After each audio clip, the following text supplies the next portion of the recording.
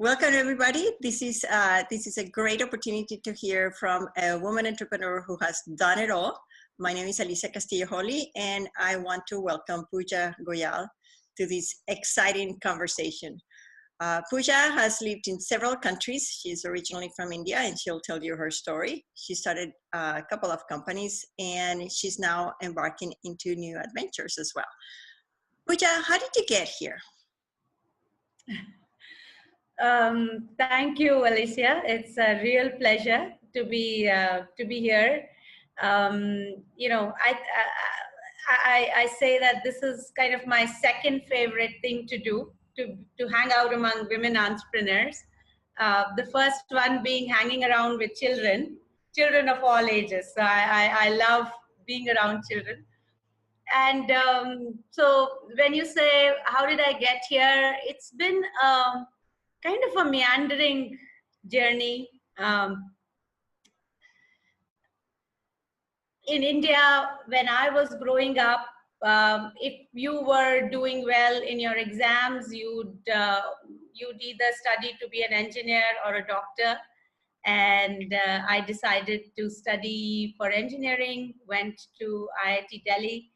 I tried to like chemical engineering a lot through the 4 years, and then finally gave up at the end of 4 years, and I said, I don't want to spend the rest of my life doing chemical engineering.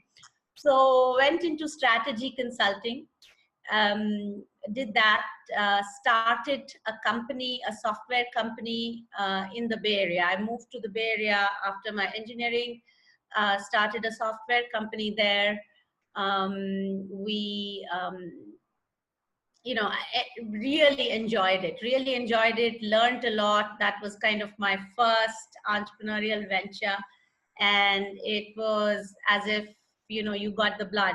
You know what that thrill of starting a company from scratch is. Post that, 2002 is when the big crash happened. At that point, we decided to exit. We had to sell part of the company. And then I decided to go and do my MBA from INSEAD. Post that, I worked with companies like Palm and Adobe in the Bay Area, and then moved to India about 10 years ago to be with family and to take care of my parents and my husband's parents. It was meant to be a short move, like a 2-year move to India. And I had moved back with Adobe. I was managing the Adobe Acrobat product marketing team at that time. In India? And I moved with Adobe to India, to their India office. At that point, my children were 1 and 3 years old. I have 2 daughters. And I was just fascinated. I mean, even when my first one was born, I just got completely fascinated by how she was learning, how she was growing on her own. And I was constantly wondering what's going on in that little brain and body of hers. I got drawn to the field of neuroscience because of that, and learned and researched a lot about that. And one of the things that became clear at that point was that that these first 6 years are the most critical in every individual's life, and we just don't seem to give it that much importance. And when I moved back to India, it was even more so. So that I just saw that as an opportunity to say, there is that's something that needs to be done, and there is a gap in the market as well. So with a friend of mine, we decided to take the plunge and start an early learning center.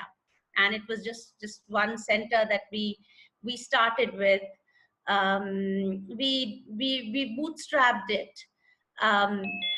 And gradually, hi Jacqueline, gradually as the center became profitable, we said, okay, that makes sense. There's demand for this. We set up 2 more and so on, and grew to 6 centers. And we were really enjoying and having fun through the journey. When we hit a point after 6 centers where we realized we really have to raise capital. Without raising capital, it was hard for us to grow. So at that point, we were out in the market raising capital when founding years approached us for a full acquisition. Oh, my business partner and I thought a lot about it, and then decided to exit at that point. So now I am with Clay, which is the brand, which is one of the leaders in early childhood education and care in India. They have about 124 centers. So I am with them at least until December, managing all the strategic projects. So a very long-winded answer to a short question. Well, I guess the trick here, especially, let me just pin your video. I guess the trick here, especially for people who have never started a company, is that the notion that you are in control all the time and you know exactly what you're going to do is wrong. You are always managing uncertainty, and that is the normal. And I think, and this is why I like having these sort of intimate conversations with people who are telling the real stories, that this is not about ego tripping. And if you go to a conference or if you go to a talk, the way it works is usually about all your successes and how wonderful you are. And it's really egotistic. You know, I am a professor, so it's like being in a class. You can't defy the professor because you get better grades. So it defeats the purpose of learning. But one of the things that I want to dive deep into is how did you do? Did you ever feel that you didn't know what you were doing? Did you ever have any concerns or questions? Because a lot of people that want to be entrepreneurs are told that entrepreneurs are driven and they're always in control. They know exactly what they're doing. That has not been my case. I didn't grow up in a family of entrepreneurs. We had different interests, nature, hiking, science, but definitely nothing commercial. And through my journey, I had to learn some things and do learn something. And there were many instances where I had doubts and I had self-doubts. Would I be able to do this? And even today, if I push myself to the limit, I'm thinking, oh, I don't know if I can do that, but let's just go there. So was that part of your journey? And how do you deal with where were the cases where you felt that you were not in control and you had some doubts? And how did you deal with that? Alicia, all the time, because I mean, as you can see, there's just so much meandering all the time. There was always that question. So, times have changed now. When I graduated, it was in '96, and even strategy consulting firms did not hire engineers. They wanted MBAs. So when I was graduating and coming out and looking for options, it was very hard to find non-engineering options for me. And then I was saying to myself, does it make sense? So out of my college, I got an offer from Infosys, which is a large IT services company. It was a very good offer. My parents were very happy. But then I said, I don't want to do programming, and I want to be in more a marketing, a more customer facing role. And I decided to join a very small marketing company. And it seemed like such a bad idea. I mean, there were so many people who would look at me and say, what are you doing with your career? Coming out of IIT, why are you joining a small no-name firm? But, when I think about it, the lessons I learned during that 1 year, I mean, they were immense. Then when I moved to the Bay Area, again, it was a situation where I did not move with the company. So I did not have an H-1B visa at that time. And I was trying to figure out what to do, whether I should join a large company, small company, start a company of my own. there were no clear answers. Even at the time I quit Adobe to start IntelliThoughts, there were so many people, you know, the first few years of the journey, the first 2-3 years, people would look at me and say, but you did engineering, why are you running a children's school? You know, do you really use your engineering here? Um, and, um, and some of my colleagues, I remember, they said, what, you're quitting this to take care of children? And then you begin to question yourself, and you say, you know, does this make sense? But I feel at those times, the important thing is to put one foot in front of another and keep moving, and keep the connection with yourself alive in some way. You know, as you begin to start a journey, you get a sense, are you enjoying it, are you not enjoying it, is this you, is this not you? And then you begin to, and then you keep moving forward. And honestly speaking, I'm at that stage again right now, where, you know, now I'm saying, okay, what next? What do I really want to do? I know that I want to stay in education. I know that I want to start a company, but does it mean that I join a well-funded company? Do I start from scratch? Um, and if I'm starting from scratch just to find a co-founder, all of those are questions. So at that point, my approach always is put one step in front of the other, keep moving, keep connecting with yourself to say how you're feeling, are you liking it, is this your thing? And then the path gradually becomes clear. That's really great. It's just the keep moving. The keep moving is key, because when you don't make a decision, that's the worst decision. And when you act, you don't know if you're making the right move or not, and then you don't learn. You don't. Right. Yeah. Now, so Felicia, whenever I've heard this thing, right, know your passion or find your passion, or, you know, if you are passionate about it, you'll really do a good job. But for me, that never happened. That I thought, oh, education is my passion, or I always wanted to build a school, right? It was a gradual, incremental discovery process. And when you're there and you say, oh, you're having so much fun, this is what you're meant to do, that feels good. And you realize that's it. So until you find that thing, it's more of tinkering and continuing to toy it, and you can feel it within you. So I guess this is interesting, because we tend to believe that we know what we want to do since we're kids, and it seems that we need to be exposed to things to learn what we want to do, and then tweak it. And that is one thing that that I want to dive deep again, is how do you become flexible? What do you need to be open to? Because if you're trying to go one way and you keep going, and you know that's not going to lead you to where you need to go, then what do?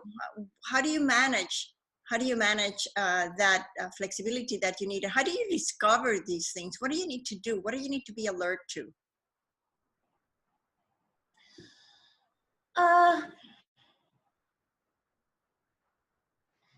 So one, Alicia, I've found that there are some people who like structure. They have a certain way of thinking, and that serves them well. And it's harder for them to look at other views, and it works well. A lot of successful entrepreneurs that I know are always open to the idea that I might be wrong, or that this might not work. because by definition, when you talk about entrepreneurship or starting something, you are talking about uncertainty. You're talking about spaces or things that have never been done before. Um, or a model, a business model that has never been tried before, or a service that has not been offered before, or a gap that you are seeing which can be improved. It might work, it might not work. So inherently you have that understanding that there is uncertainty, and when you go in knowing that, you have to be open to the idea that what you know might not be enough. You will have to learn along the way. You will have to unlearn along the way as well. So the only way to approach is to keep an open mind. Any stimuli that you are getting, so it could be through reading, through listening to podcasts, through meeting people. Literally all of these stimuli come to you, and then you say, okay, maybe this makes sense, and when you begin to triangulate some of that information, a picture begins to emerge and say, this is not in alignment with how I feel about it. This deserves a deeper dive and understanding, right? So I think inherently one needs to have that mental flexibility, and people who jump into entrepreneurship generally tend to have that and are comfortable with that idea. And more so in the world of today, where, honestly, like at IntelliTalks, Alicia, when I started out, my daughter is 14, the older one now, and when I started IntelliTalks, that was 10 years ago, and I feel the way and at that point I could say, okay, this is how a parent feels. This is what a parent wants. This is what the parent is looking for, and I could estimate it very well. But what I have noticed that in just the last 5 years, the parent behavior has completely changed. In India, in this whole application thing happened about last mobile apps. That started to happen about 5 years ago. And I could see the parent behavior change as their mode of communication, their mode of assimilating information changed. And I realized that I was not thinking like them. They were thinking very differently from the way I did as a parent. And so the only way to learn was to listen closely to all the subtle and the visible things that they were telling us as an organization. So I guess, again, the long answer to your question is the only way to do it is to keep listening, to keep learning, to keep absorbing new information, analyze it, and then retain what you think makes sense, and let go of things that don't make sense to you. So probably the right method, if there's such thing as a method, is to be very alert that there might be another way constantly, and to be sort of absorbing that information and taking notes. Absolutely. More so in today's world, Alicia, the things are changing so very fast now. The way children are consuming information is very different from the way children consumed information even 5 years ago. So more so in today's world, we have to be always alert to what's changing in the environment. Well, that's very interesting, and I think that applies to everything. Perna had a question, and she sent us a note, but she's here, so I would let her run her question. It's not exactly in your area, but I think what she's facing is exactly what you're talking about, which is facing a little bit of uncertainty and trying to navigate through how do you add the most value and how do you build a company that is valuable. So, Prerna, do you want to ask your question? Yeah, I would. Am I there? Yes. Yes. Yeah. So basically, I just want to introduce a brief about my startup only, then my question will be understood. So we promote eco-friendly holidays. So all the hotels which we are promoting are at least 30% green inside their campus, and they're made of non-concrete material. So they're made of mud, bamboo, stone, and other basically non-concrete constructions. And they also follow a lot of other sustainable tourism features like rainwater harvesting, solar panels, composting, and many other things. And these places are basically located away from the town. So if it would be in Shimla, it won't be in Shimla, it will be 20 kilometers away from Shimla and near a waterfall or a mountain or a forest in a complete isolated, serene environment. And they are customized packages. So I don't call them a package because we don't give a fixed itinerary, but you choose the stay and the stay becomes a destination. So this is something new, which at least I don't know of any such company in India which exists and does this, and especially with relation to environment. So our main motto is to preserve the environment by using the mode of travel. Now, the problem I'm facing is that since you are also an Indian, like you're from India and I've also seen abroad, so you can understand it better that in India, environmental awareness is still very, very low. I mean, it's still very low. In South India, it's still better, but in North, the situation is not so good. And it's gradually coming. It's improving gradually. But when I'm getting very good queries, like people see the pictures, and they every day, it's right now, like I've started to market now, so I'm getting 10 queries every day almost.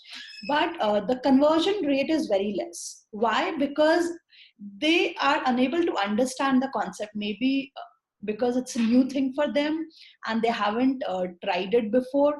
So they have a lot of apprehensions, they have a lot of queries, and they haven't been to a holiday which is like this, which is totally away and where you don't need to go anywhere and all.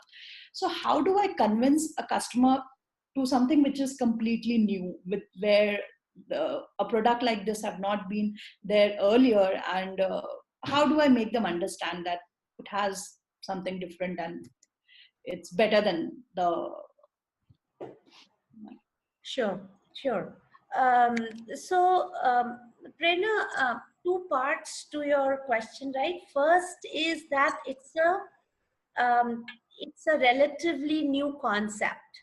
So you are, in a way, that is an opportunity as well as a difficulty that you face, right? So you, as a first mover, has some sort of advantage there as well, and then you have to bear the expense of market education. And again, from my experience, I can tell you that when about 10 years ago, the thing that we started with was a parent toddler program. So we said for 6 months onwards, you can bring your child in, and it was like a jamboree in the US, where your parents can accompany the child in the class, and it could be a 1.5 hour, 1 to 1.5 hour program, twice a week, thrice a week, once a week. And that was a completely new concept, even in Gurgaon at that time. So whenever I describe that to people, they would say, what do you teach a 6-month-old? I mean, 6-month-old going to school, do you really think that's the right thing to do? And then I would explain that concept to them. We got a number of our parents talk about it. We got some 1 or 2 celebrity parents come in and talk about it. And then we noticed that over a 2 to 3 year period, that question disappeared. That, oh, what will you teach to a 6-month-old? So it took about 2-3 years for that to go away. So, I mean, in your case, for example, you're talking about ecotourism, and I want to give another example here. When we moved back from the US about 10 years ago, so the 2 ideas that I was toying with, one was organic food, and the other was education. And, you know, or my challenge was that the milk, the vegetables, whatever we were getting, I was not sure whether I mean, you're reading all sorts of news about it being pesticide laden, etc. And I couldn't find the right kind of milk. But then, but the market was just still not ready at that point. There were 1, 2, 3, few and far in between players there. I mean, now I think, and it took about 3-4 years for the market. And now I'm sure in Bhopal also, you are beginning to see that in every city, you're beginning to see this understanding of organic foods, right? And people are willing to pay a premium for that. So I think even for you, that kind of, it's a new space, but what is true is people are looking to get away from this kind of, you know, cliched kind of see the Taj Mahal and the Eiffel Tower and do a check mark vacation and do a really meaningful vacation, right? So that's one. A couple of things that you might want to do. One, in such case, because it's an experience-based service, testimonials always help. You know, people, it's a big investment for folks to take out 3-4 days, and they want to be sure. So the more you can get reviews, people to talk about it, people to vouch for your service, the easier it will be. And you know, you have examples there like Airbnb and Uber and all of those guys, because Airbnb, again, it's, when I choose it, it's all review based. So that's one important thing. The other thing might be to work very closely with your initial customers to understand what their needs are. My sense is that if a traveler wants to go to that kind of a place, are there other things that they're looking for? Is it more hiking? Is it more maybe, you know, a 2-day workshop on organic farming? Is it working with the village school for some time? Can you have something where you know, you could be doing volunteer service in the village school for 5 days or a month and so on? So this is the time to be very, very close to the customer, to really understand what is it that you can extend, what is it that you can tweak, what is it that you can amplify. So that will be very critical at this stage. And the third is, I think there is no choice but to educate the market. So to go with maybe publications like Better India, for example, right? So I'd go to Better India, and I remember reading a couple of stories about this doctor couple who has this organic forest in Pune, and I've been thinking, oh, I want to go there and visit. So using PR as a tool and some of these publications to work with them to educate the market on it. Thank you. And I'd be happy to talk to you offline as well, Prerna. I'll give you my number, and feel free to connect. Yeah, sure. I'll put you in touch. I want to add something. When I started, I'm going to take something from you, Pooja. When I started the Seed Capital Fund in Chile, it was the first one. Nobody had done it before. Everybody told me how I was going to fail. Every single person. And everybody told me I was crazy. And when you were talking about, you know, the questions that people have, what do you teach a 6-month-old? You know, a lot of people told me, how could you invest in companies where you don't know the person? You don't know if the person is going to steal your money and run away. And yes, it did take a lot of education. But what kept me going was the inspiration that I was creating the market. And I don't know if that has been your experience. But for me, that was a big, big drive. You know, I am creating something that is amazing. And whenever I had doubts, I used to go back to my roots, or to go back to why am I doing this? And this is exactly what you mentioned at the beginning. Right, right. And, you know, 2-3 years down the road, you'll begin to see other people just copying exactly what you're saying. and that can be irritating at that time, but that's really a validation that you've been able to create that basic market education. And yes, it is important to analyze this well when people question whether it makes sense or not. But many a times, it's a good thing when people say, "Oh, this can't work," because you are very clearly able to see that, but others are not, and that's what makes you the entrepreneur, and makes you gives you the leeway to realize the opportunity that lies ahead.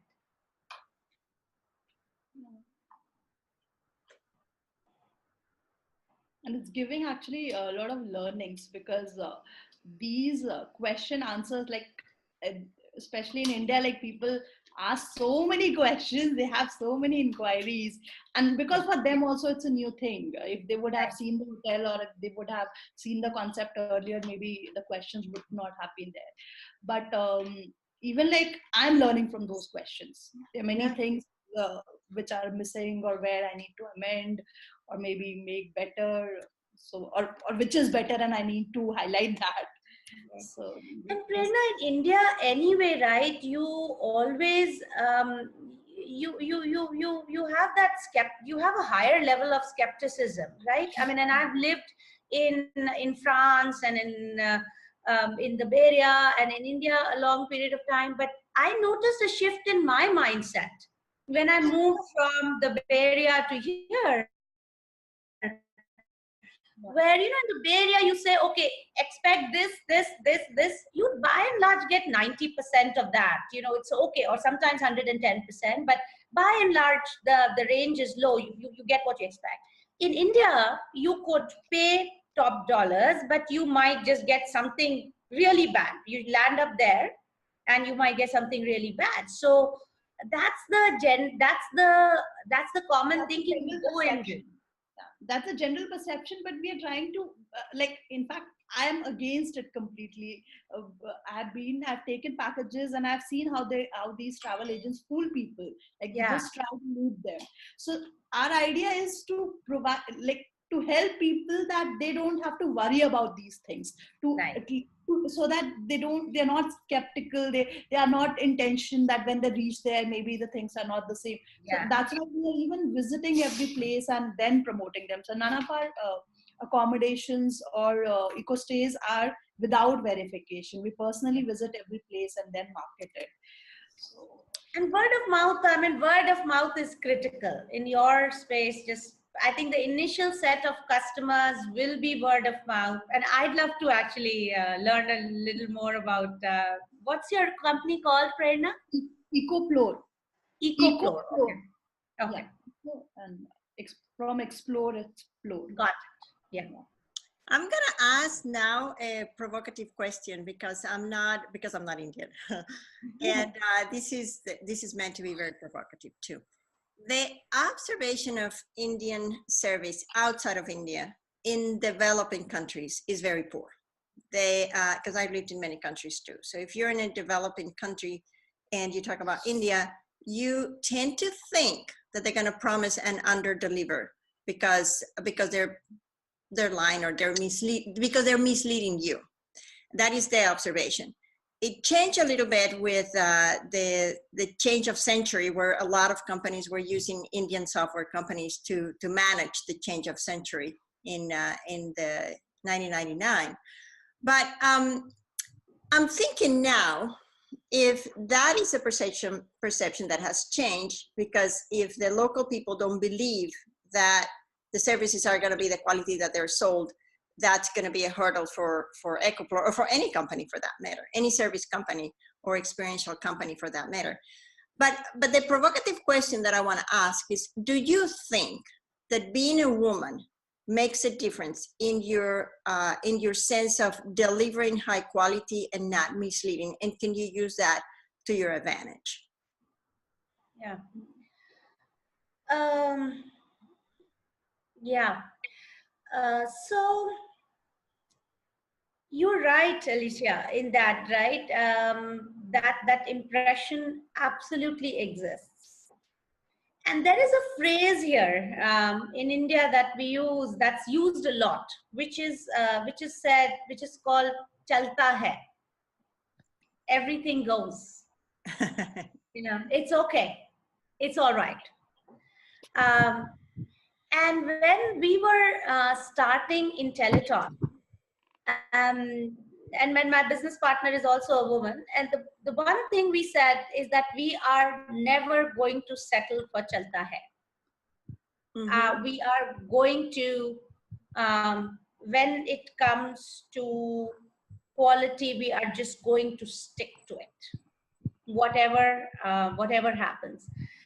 And this realization was very strong in us, Alicia, at that point, that in India, what we had noticed, and both Shivani and I had lived in the US and in the UK for some periods of time. So in India, something might start with a bang. It starts great, but then over a period of time, you begin to see declining levels of service for a variety of reasons. So just that awareness that tends to happen is a huge thing, because there are some systemic factors which cause that to happen. And if you are aware, that that really makes you that makes you conscious of any of these pitfalls. And anytime, so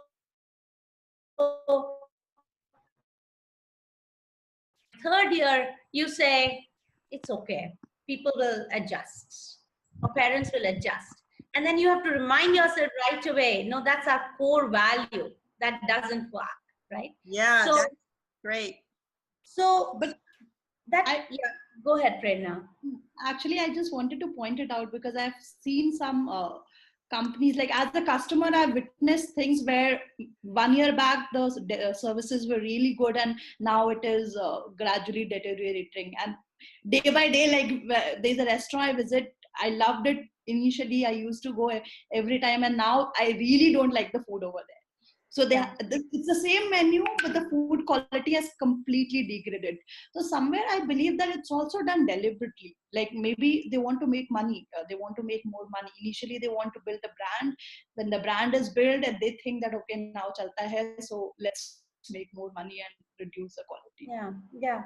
But that doesn't work, right, Prerna? So then, especially in hospitality sector like yours, or restaurants, or service sector, like early that doesn't work, because it's so word of mouth driven, and it just goes downhill from there, right? So that awareness is very, very important. And then to your specific question, Alicia, about just being a woman help there, and I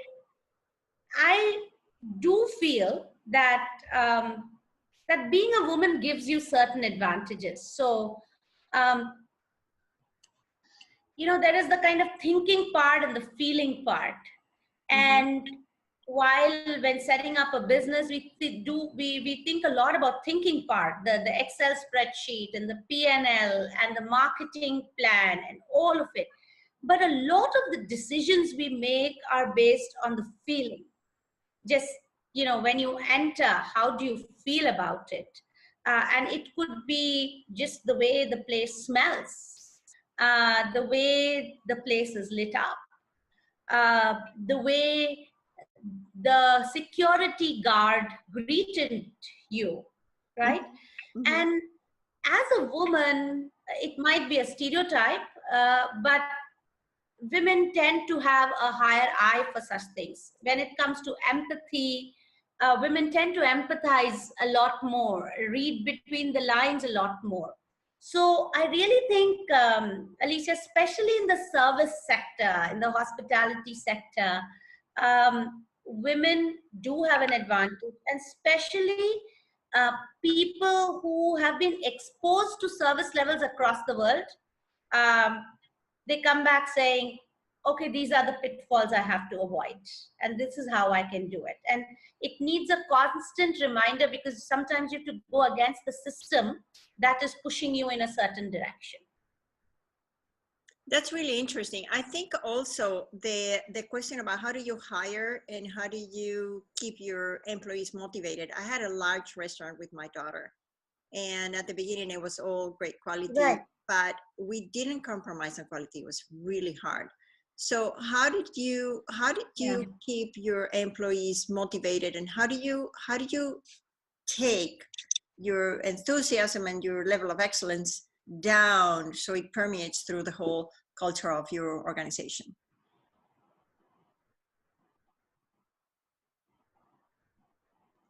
Absolutely, Alicia. So, you know, I think that so your co-founders, especially your co-founders, are really important. But the first few people that you hire, and that few could have a different definition for different organizations.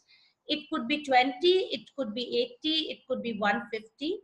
But the first set of people that you hire are literally the cultural co-founders. You have to be extremely particular about getting those people on board.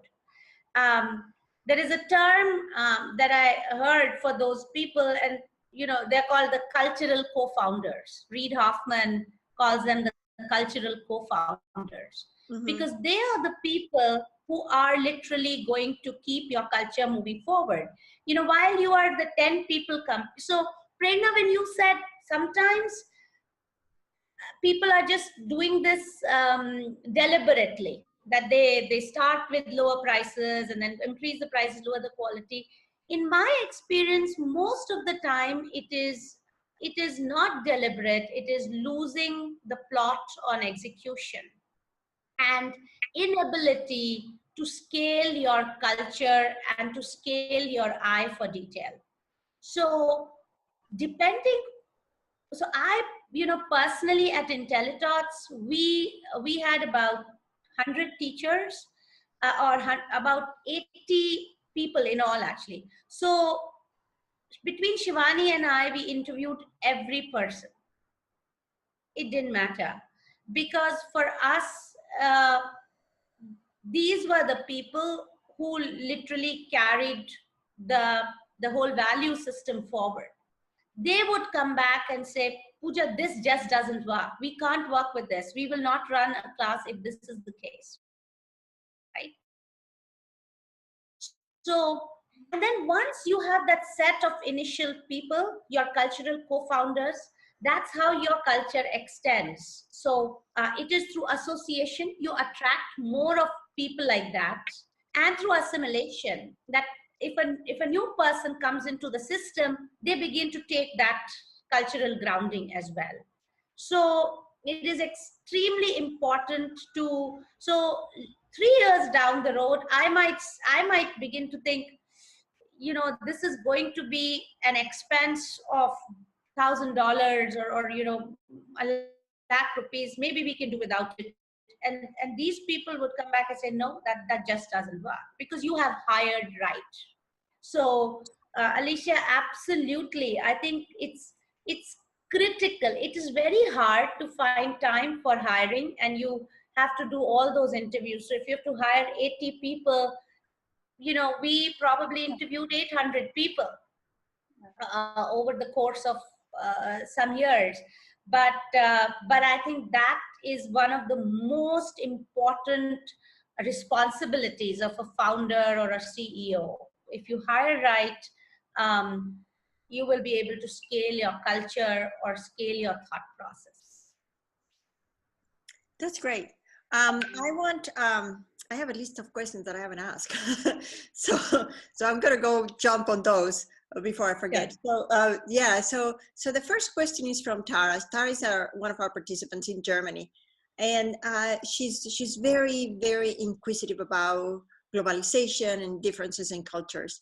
And she wanted to ask you, where were the 2 things you learned outside of India that you brought to India and what were the two things that you learned in India that you brought overseas?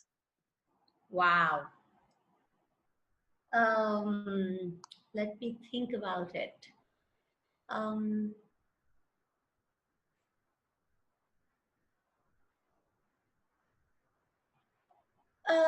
so from India, I think one of the things is the informality. Just like a lot of people, you kind of think of them as extended family. You can walk into anybody's house, ring the doorbell, expect the same. So there is a bit of casualness, which adds to the warmth. And that, even when we moved to France and to the US, served us well, because we were able to form relationships, bonds, friendships with people from different cultures, countries very easily. In Europe, when I was at INSEAD, one of the things that struck me was people from countries like Netherlands or Sweden, the Nordic countries, were extremely direct. And they were, if I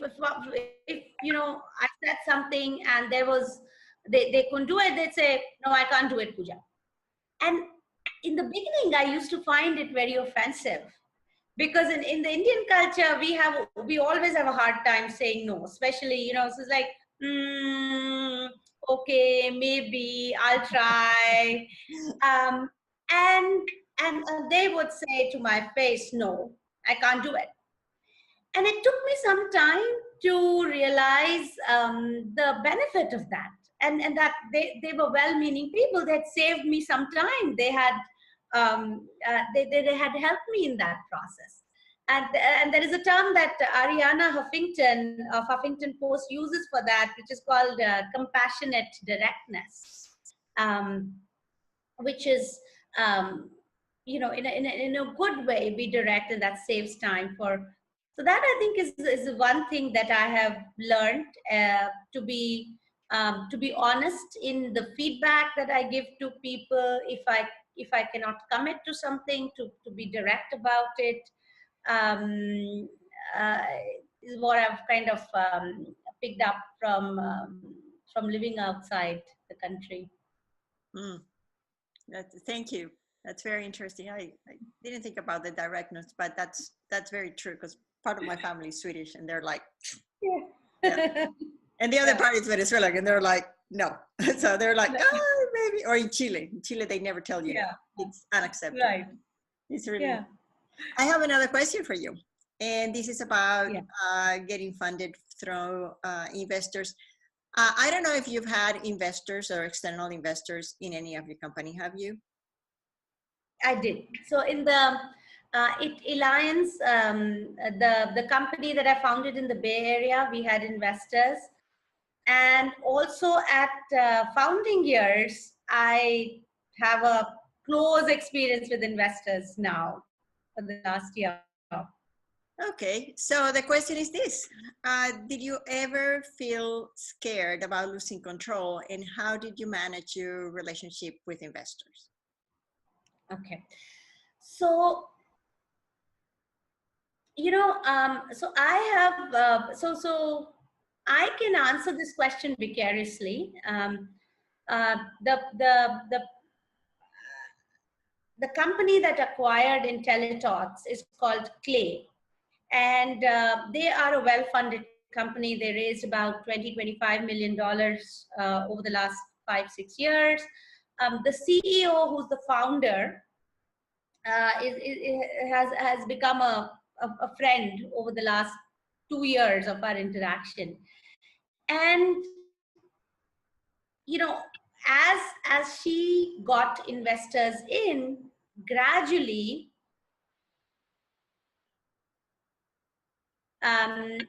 in terms of the shareholding, she saw that going down.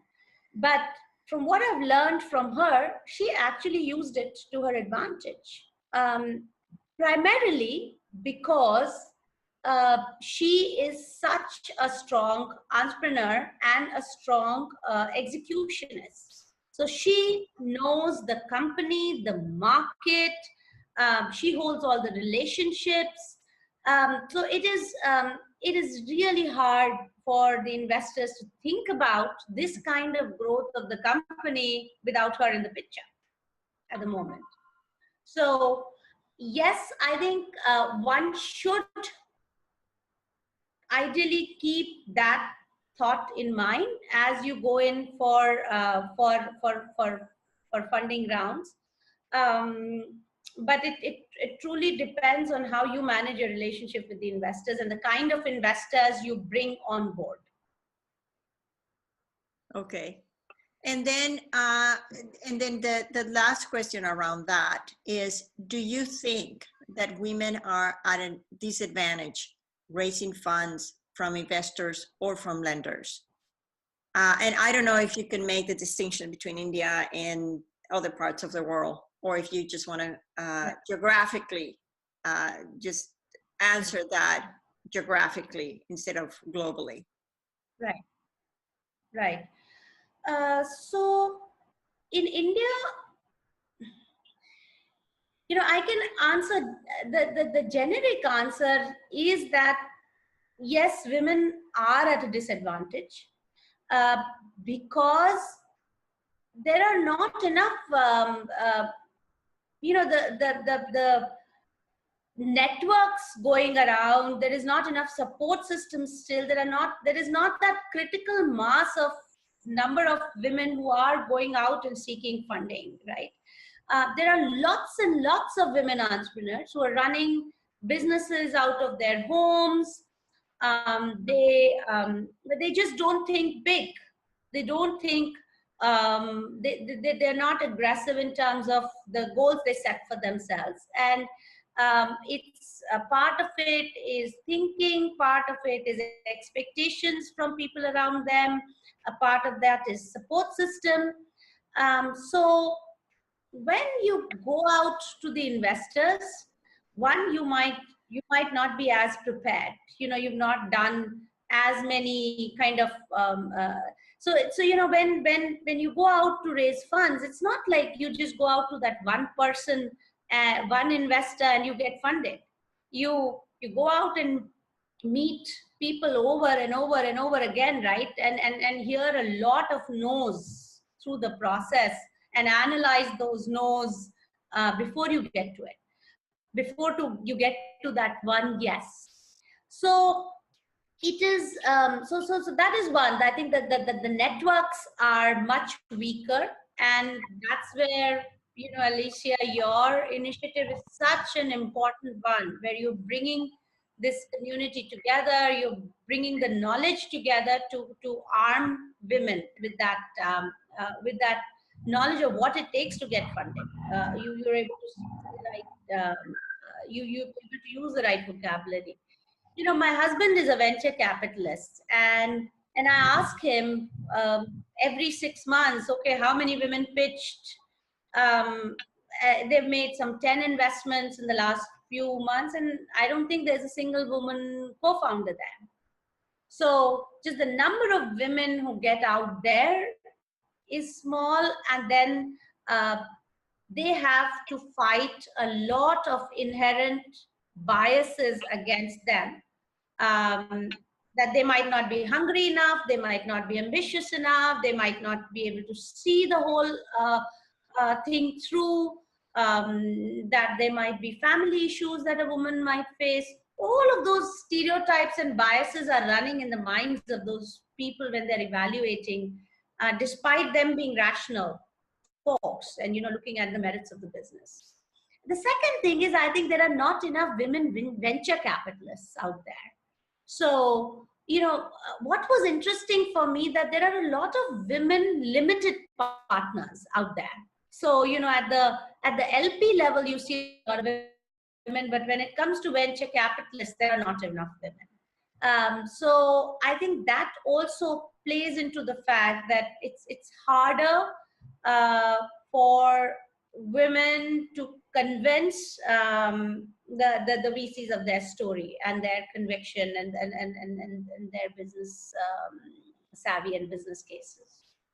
I think this is, thank you. I think this is very interesting because one of the things that I notice is that we women can learn a lot from guys.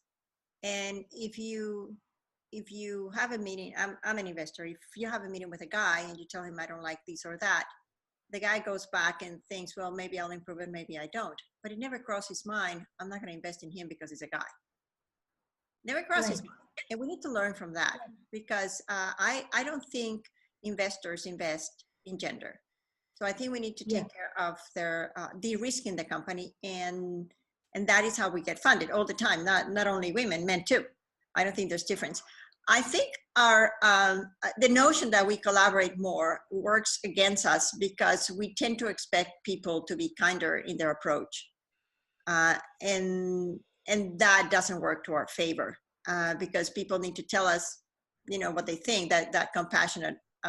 What was the word that you said? Compassionate authenticity? Compassionate directness. Compassionate directness. But I think one thing that I take out of these, that I am very fortunate that you could phrase it in your own terms, is that raising capital is difficult. It's not easy. And you're going to talk to a lot of people. I talked to over 1,000 people when I raised the fund, and only 13 people said yes, but it took me a year. So just have some reality check that you might have a great business model that is not fundable.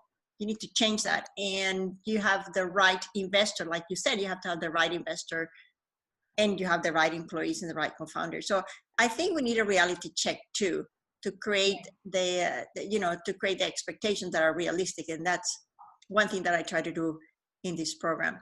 So I really appreciate you saying that. And I think it's the same in India. I had not been in India in 28 years. So I was very surprised this year. I was very inspired by the progress, and gosh, it was so great to be there.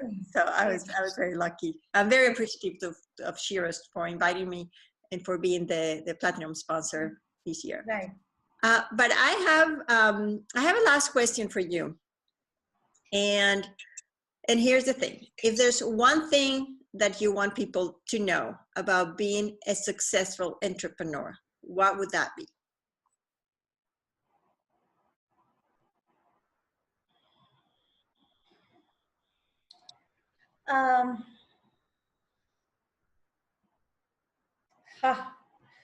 I had so much trouble distilling all of this into a few things, and now you're saying one thing. So okay, I'll try 2 or 3 things. Okay. So the first is it's all about people. There is, as an entrepreneur, in my experience, it was so much about people. The people I chose to work with, the people I chose to start the company with, the people who joined my company, people who advised me, the first few customers. It was just, while the business model, getting the product right, all of that was important. But the relationships that I built, whether with the customers, employees, they were the ones that kind of saw us through the journey. Even at the time of going out and raising money, getting our first few corporate customers, it was the relationship. So it's extremely important to build, to whoever you meet, the people you work with, that those relationships, that there's a focus on that relationships. So those come back to support you or hound you as you grow. That's one. The second thing that I think is very unique to entrepreneurship is imperfect is perfect. A lot of us tend to focus, tend to be perfectionists. We want to see the right thing, the right kind of product. When we are starting out, we have a vision of, okay, this is what we want to build. And we spend a lot of time sometimes building that product. So striking the right balance between the product and the business model and also saying, okay, I've gotten it up to here, let me take it to market, hear what the market is saying, iterate, evolve, and get back out there, right? So it's so I think that's the second thing where a lot of learning comes from it, and it's extremely critical for entrepreneurs to continuously do that. So those two things I'd say, it's all about the people, and imperfect is perfect. Great. Well, it's all about the people, and perfect is imperfect. That's great. There's a saying in Chile, perfect is the worst enemy of good enough. But but then we talk about quality too. I want to thank you on behalf of the participants of, thank you so much. Thank you so much on behalf of the participants of Women Get Funded, and also the Wealthing Institute. The Wealthing Institute is an institute that I created to change the way people view their role in creating wealth and sharing it with others.